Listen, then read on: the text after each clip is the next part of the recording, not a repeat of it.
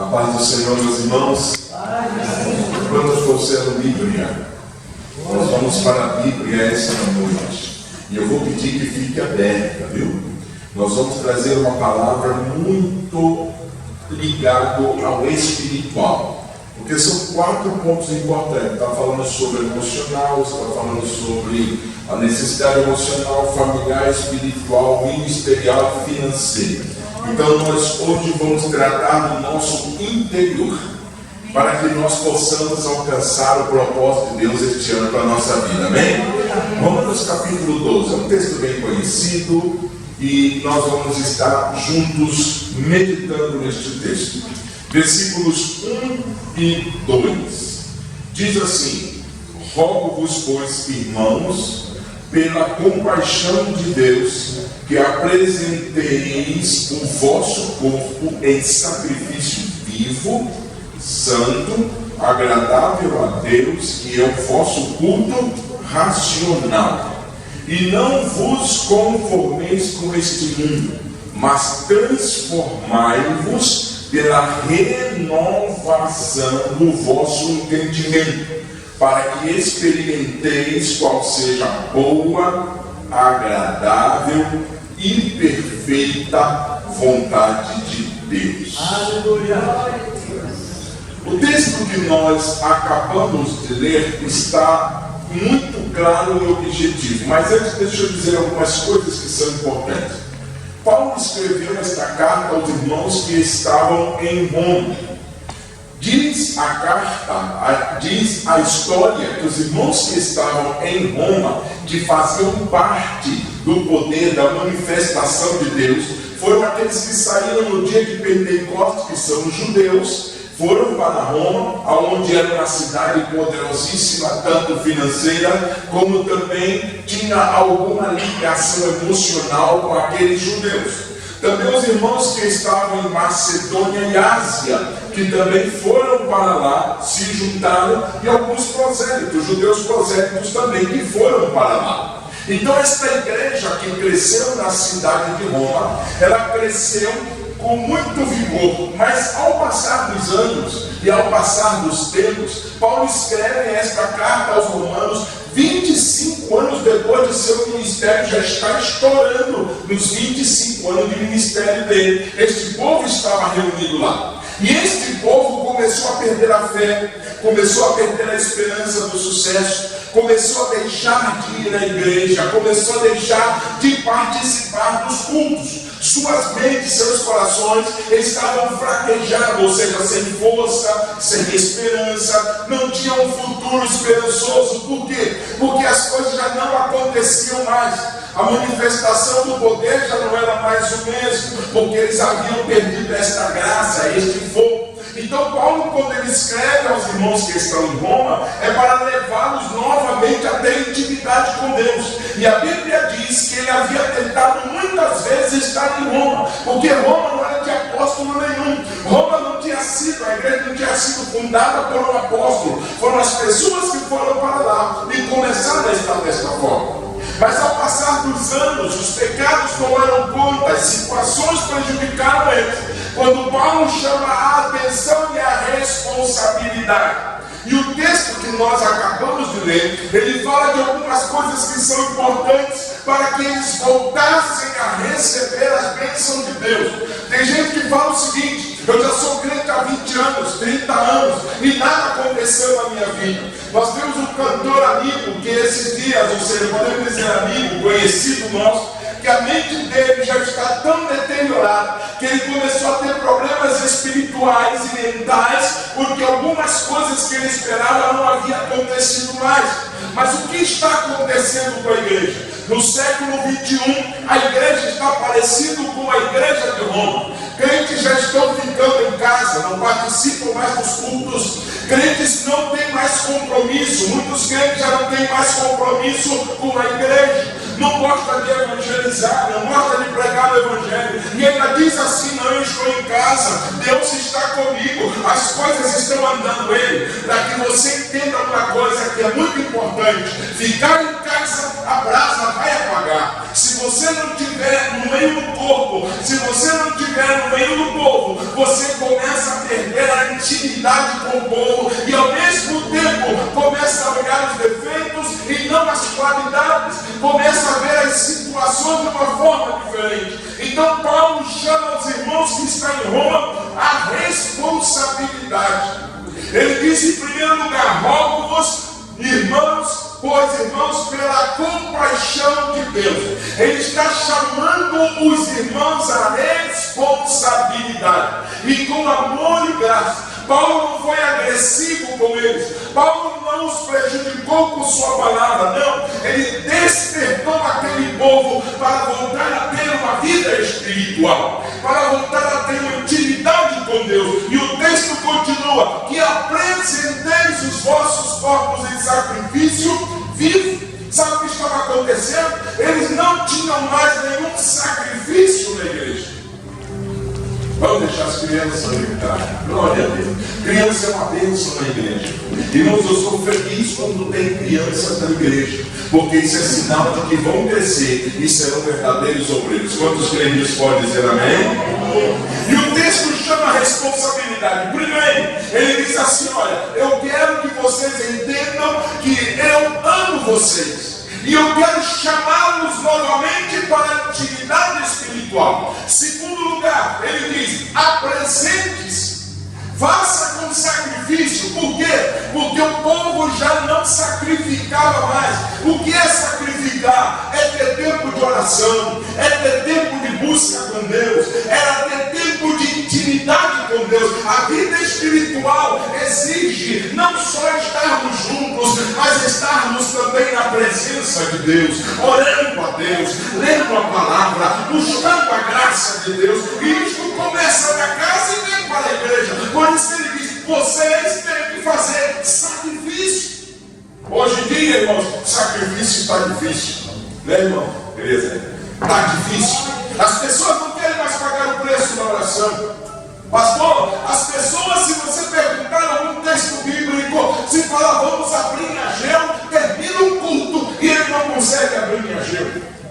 Por quê? Porque já perdeu a intimidade com a palavra. Não adianta eu chegar aqui e dizer: Deus vai te usar, Deus vai te abençoar. Para que Deus te abençoe, para que você seja usado por Deus, você precisa ter intimidade com Deus.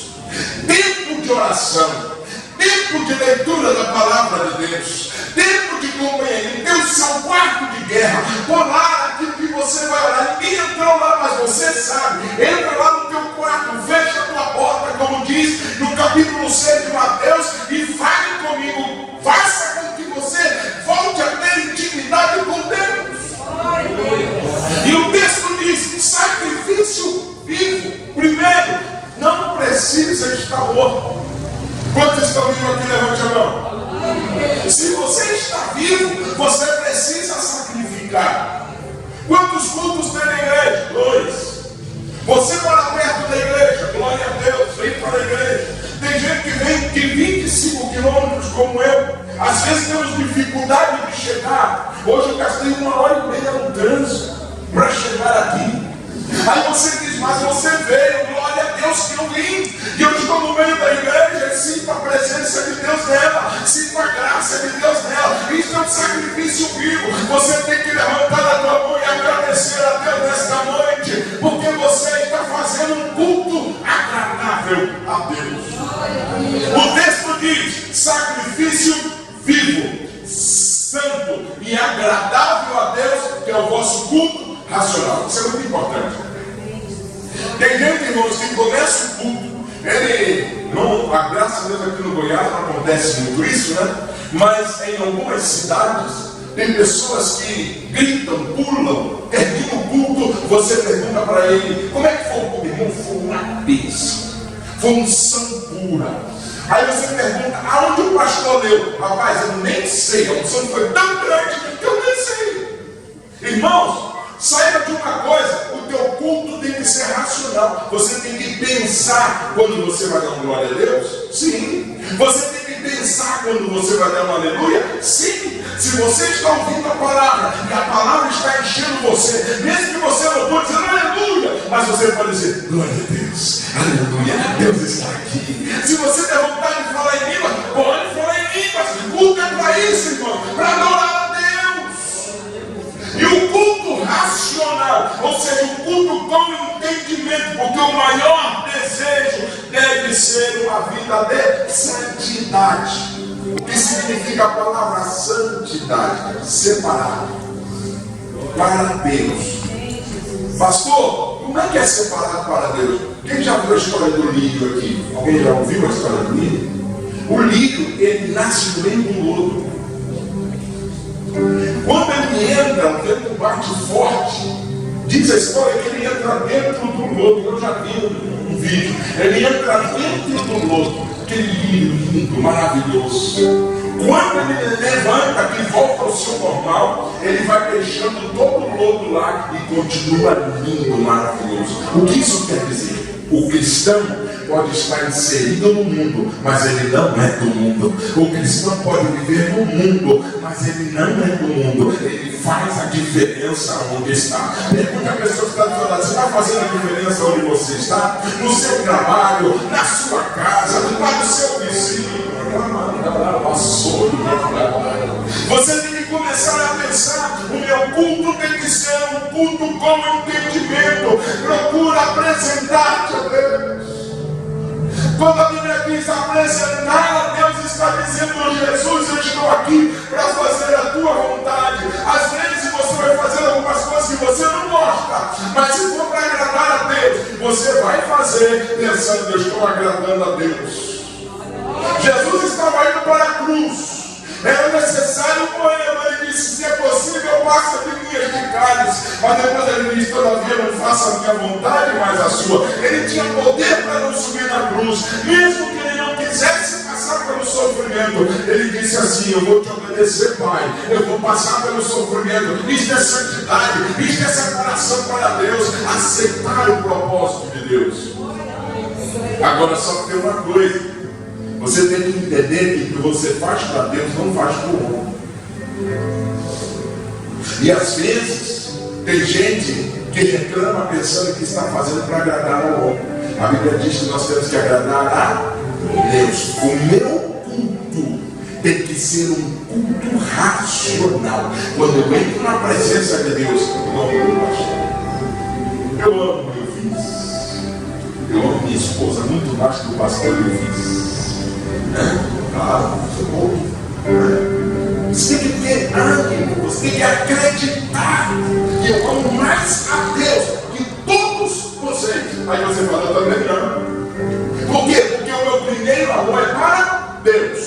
Deus está em primeiro lugar. Por isso que a expressão buscar em primeiro o reino de Deus, a sua justiça, e as demais coisas serão acrescentadas. Quer viver debaixo da bênção? Faça a vontade de Deus. Justiça é fazer a vontade incondicional de Deus. Reino é o poder de Deus sobre você. E Deus sabe das tuas necessidades. Deus sabe como agir. Espiritualmente Deus está olhando para você. E Ele está vendo a tua dor. Ele está vendo o teu sofrimento. Ele está dizendo: este ano é o ano da tua vitória. Este ano é o ano da tua bênção. Pratique a santidade. Pratique o culto racional. Irmãos, posso falar uma coisa?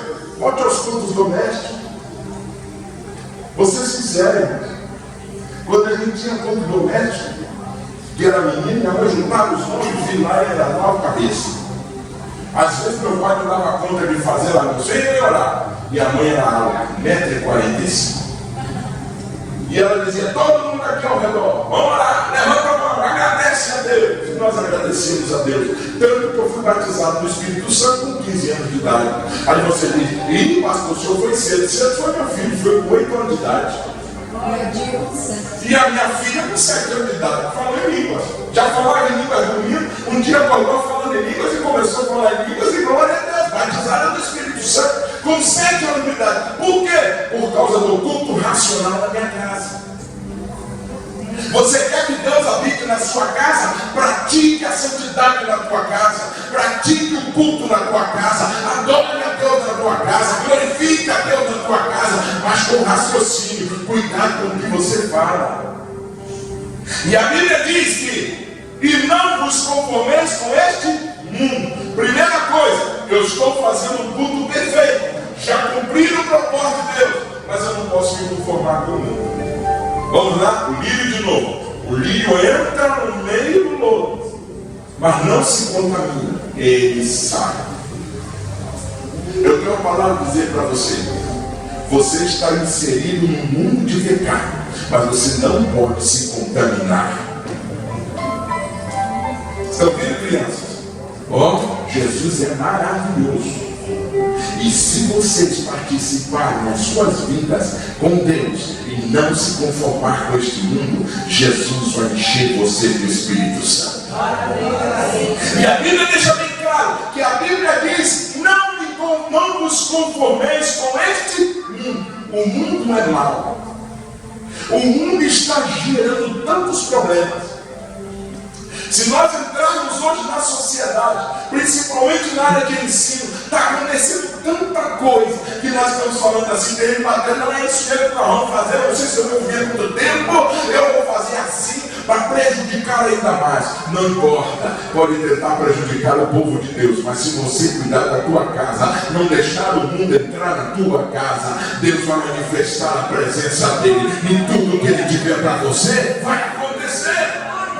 Mas isso depende do teu culto racional, da tua santidade para com Deus e não se contaminar com o mundo. Pastor, a minha família é uma bênção, glória a Deus. Olha, meus filhos são santos de Deus, aleluia. Mas o que eu estou dizendo é, isso tem que ser uma constância. Isso tem que ser diário. Se você tem uma empresa, entra na tua fila e diz assim: Senhor, põe o teu anjo na porta da minha empresa, põe o teu anjo aqui dentro, protege, Senhor, tu sabe que eu dizimo disso aqui, tu sabe que eu faço, Senhor, a tua vontade, Senhor, não me deixe cair em tentação, não me deixe ser a progressão espiritual, irmão. E no dia você vai falando glória a Deus na tua empresa, glória a Deus na tua casa, glória a Deus na rua, glória a Deus onde você estiver. Quantas vezes você está agradecendo a Deus por tudo que Deus tem feito por você? O culto racional exige que você também glorifique a Deus por tudo.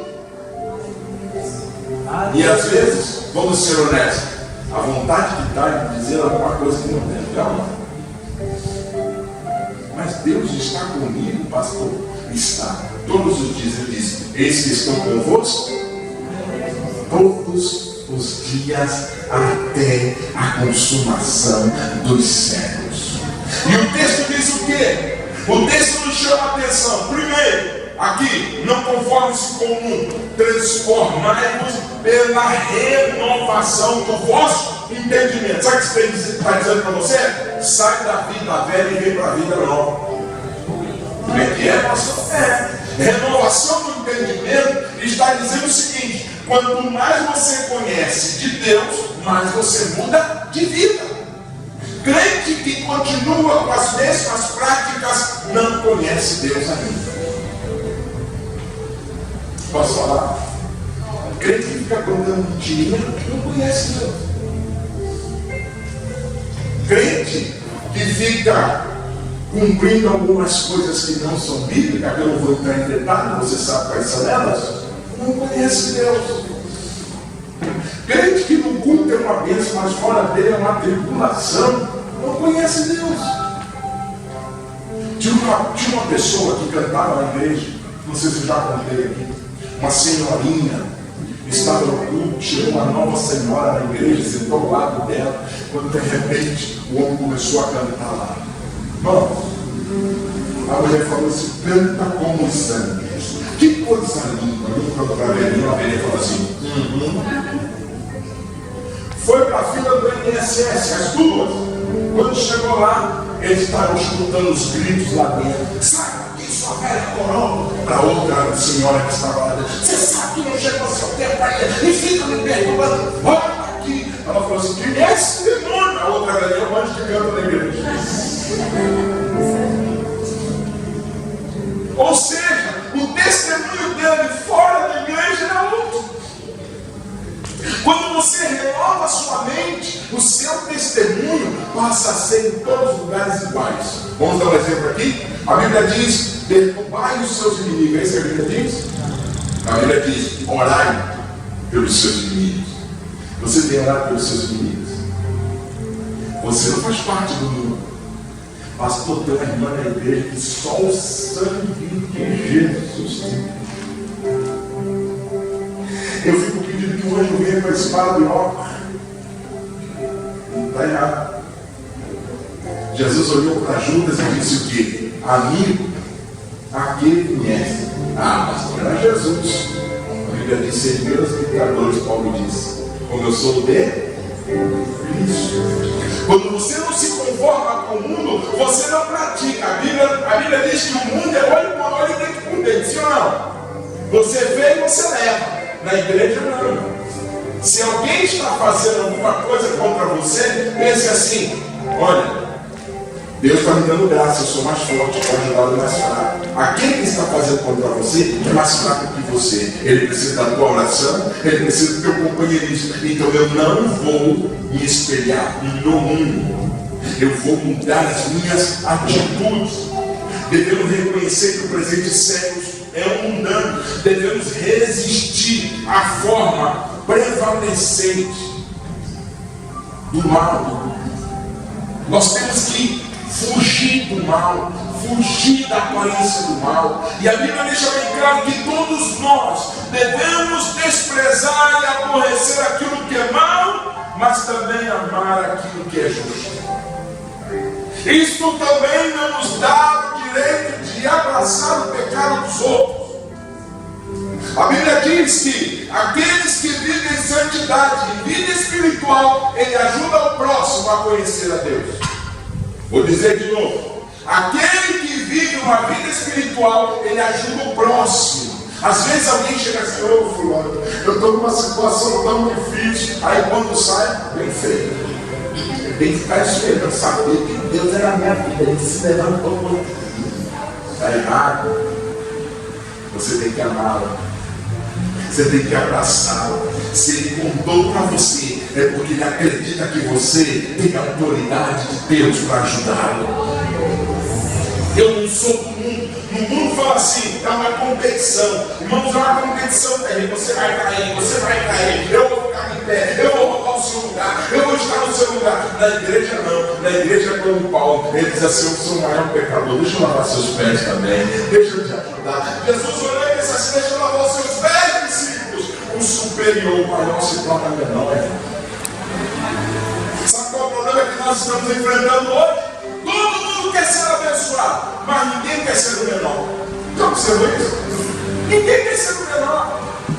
Todo mundo quer estar por cima. Paulo disse: eu sou pecador mais que todos vocês.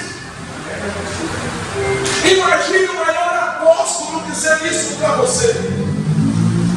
E o texto chama a atenção. Olha só: renovar o entendimento. Deixa Deus transformar a tua mente.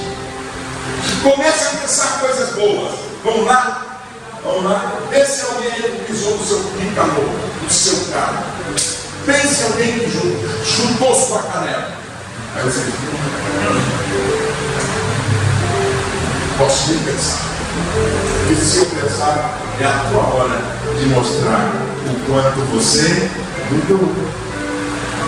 Aí você olhar e dizer assim: Senhor, fala com o teu servo. Abençoe o teu servo. Tem misericórdia do teu servo. Senhor, está doendo. Falou aquilo para mim, doeu. Mas Senhor, tem misericórdia. Me ajuda a amá-lo. Me ajude a... Irmãos, isso é o quê? Uma vida espiritual pautada na misericórdia de Deus, na obediência ao Senhor.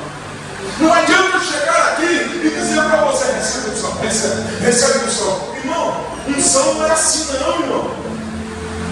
A unção é adquirida de tempo com Deus, conhecimento da palavra, obediência a Deus e a liderança delegada.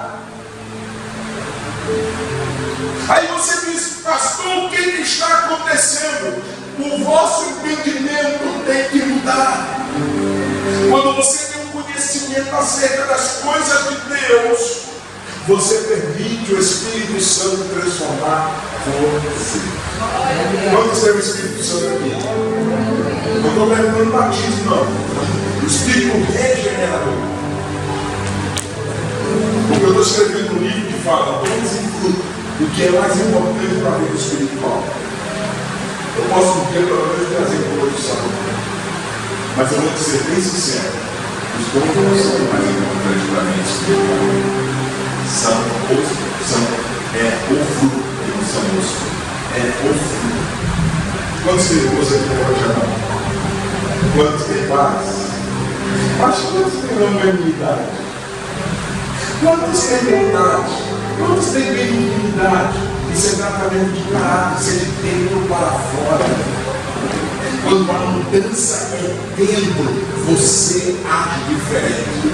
Dá uma olhadinha para você, não ajuda a olhar. E aí, como é que você está morrendo? Coisa feia aí, a tristeza está grande, as palavras não estão fáceis, tem vontade até de sair correndo da igreja. Glória a Deus, Jesus está contigo. Ele não te deixa só, Ele te sustenta. E a Bíblia diz o seguinte, porque a minha hora já foi praticamente, diz assim, ó: para que experimenteis. Sabe por que você faz isso? Para experimentar a boa, agradável e perfeita vontade de Deus. Vamos lá. Deus havia escolhido Davi ou Saul? Me ajude. Deus havia escolhido Davi ou Saul? Por quê? Porque ele era uma pessoa que defendia as suas ovelhas. Saul cuidava de burros, Davi cuidava de ovelhas. Uma vez eu preguei na minha igreja, lá no Uruguai, burro ou ovelha, que estou pastoreando. Quando eu terminei de pregar, todo mundo perguntava: burro ou ovelha? O povo gritava: ovelha! Porque sabia que burro, quando empaca, tem que ficar sentado lá. Líder de ovelha é diferente de líder de burro. Burro, ele empaca, você tem que esperar ele levantar. Para depois que ele levantar, sair. Ovelha não. Ovelha ouve a voz do seu pastor. E aqui está dizendo o quê? Para que a minha bênção, para que a presença de Deus na minha vida seja agradável, perfeita, eu preciso entender que eu preciso buscar a Deus, ter intimidade com Deus, ter leitura da palavra de Deus. Ah, pastor, eu vi um culto hoje, tu pregaste, eu não entendi nada. Eu vou dizer: leia o texto, porque o mesmo Espírito que está em mim está em você. Ele vai fazer você entender o texto como ele é. E o texto deixa bem claro: o meu culto tem que ser com entendimento. Isso, uma vida espiritual tem que ter entendimento. Segundo, o meu culto tem que transformar a vida dos outros, não, a minha vida.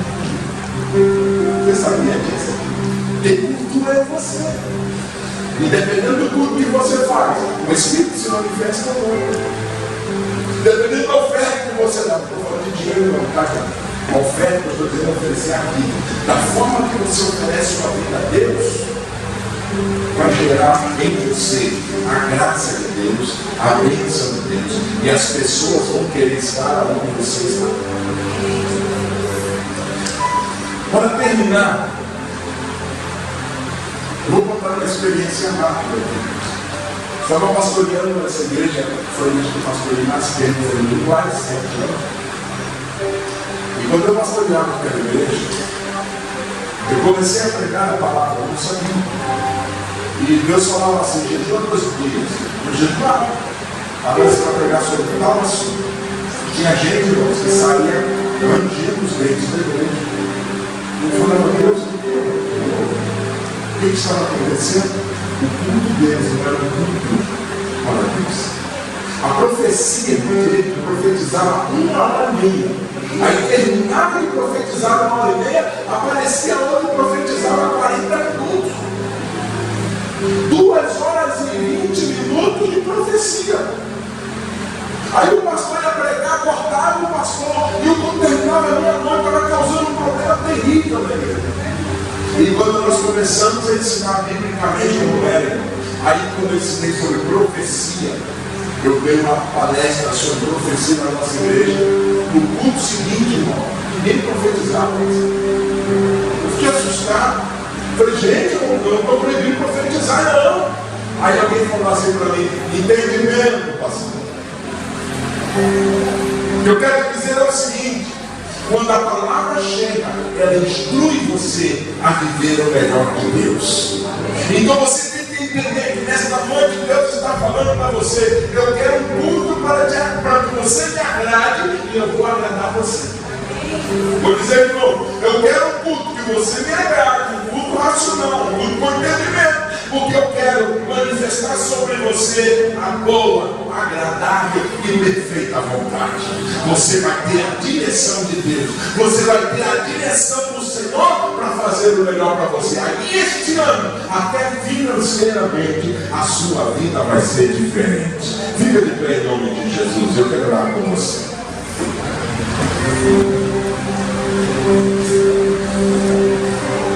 Olhe para mim aqui, o que eu vou dizer agora é muito importante. Comece o seu culto. Não espere o culto da sua esposa, não espere o culto do seu filho, não espere o culto do seu esposo, não espere o culto do seu pai. Tenha o seu culto. Meu pai levantava 1 hora antes de sair. Ele tem que estar 7 horas no emprego. E ele 6 horas tinha que estar arrumado. Ele levantava assim. Porque ele queria um tempo comigo. Pastor, mas eu estou tão cansado. Quantos não falam isso? Pastor, eu estou tão cansado. Eu também estou. Todos nós estamos. O mundo de hoje tira a nossa paz, tira a nossa segurança. Mas Jesus disse: eu sou a tua paz, eu sou a tua segurança. Dê tempo para mim. Tira período de oração. Pastor, quanto tempo? Se você conseguir orar 10 minutos, irmão, vai mudar a história da tua vida. Tira 5 minutos de leitura da palavra, 5 minutos de oração é que você trabalha. Você vai sentir vontade de ter mais tempo. Você vai acordar mais cedo. Vai chegar uma hora que você vai estar lendo a palavra e orando 1 hora. Quantas vezes eu diminuí o meu horário de almoço no trabalho? Eu terminava de almoçar, pastor, e ia orar. Eu tinha 1 hora, pelo menos 20, 30 minutos eu ia orar e adorar a Deus. Depois eu voltava a ter um tempinho ali para descansar e voltar. Eu era garçom. E garçom trabalha em pé. Mas eu tive meu tempo com Deus. Quando a minha esposa me conheceu, eu tinha 66 quilos. Então eu jejuava demais. Eu orava demais. Alguém disse: não, essas orações, esses jejuns mudaram a história da minha vida. E eu vou te dizer uma coisa: se eu estou de pé, foi porque eu gastei tempo com Deus. Gaste tempo com Deus. Tenha tempo com Deus. Você vai ser tentado, mas Deus vai te dar vitória, amém? Você vai sofrer dificuldade, mas Deus vai ser contigo. Tem dia que eu falo: Senhor, e hoje, como é que será? Deus muda a nossa história naquele dia, que é uma coisa tremenda. E Deus tem feito isso. Vamos levantar a nossa mão, vamos agradecer. Pensa nada. Agradeça pela saúde que você tem, agradeça pelo amor que você tem. Diz assim: Senhor, eu entrego tudo a Ti. Ora, em nome de Jesus agora, eu apresento cada um dos teus filhos que estão entregando tudo a Ti. Nesta noite, neste culto, que o entendimento deles, Senhor, possa ser renovado. Senhor, que o tempo de leitura da palavra, o tempo de oração, a vida espiritual, para o sucesso espiritual e também financeiro, Senhor, depende da minha comunhão, da comunhão deles contigo. Nós precisamos ter comunhão contigo.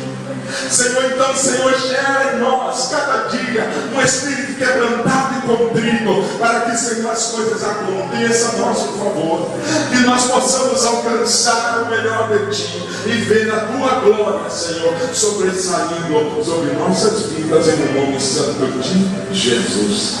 Eu declaro, Senhor, que cada um que aqui está experimentará o melhor de Ti, experimentará a bênção, quebra os rudimentos velhos, Senhor. Deus, muda a mente, muda o coração, muda, Senhor, as atitudes, que as orações dele sejam mais de gratidão do que de pedidos, Senhor. Nós cristãos pedimos muito e agradecemos pouco, mas, Senhor, que esta história possa mudar a vida de cada um que está aqui, passar mais tempo agradecendo pela saúde, pela família, por ter condições de ir e vir, por ter um veículo, por ter uma casa, Senhor, por ter o que comer. Senhor, nós temos que ser gratos por tudo, gratos até pela igreja que congregamos, em o nome santo de Jesus. Amém. Olha para o seu irmão e diga assim: que bom que você veio nesta noite, com certeza a tua vida vai mudar. Ainda de pé, meus irmãos, vamos orar pelo pedido do irmão Augusto e estaremos terminando. Bondoso Deus e nosso Pai.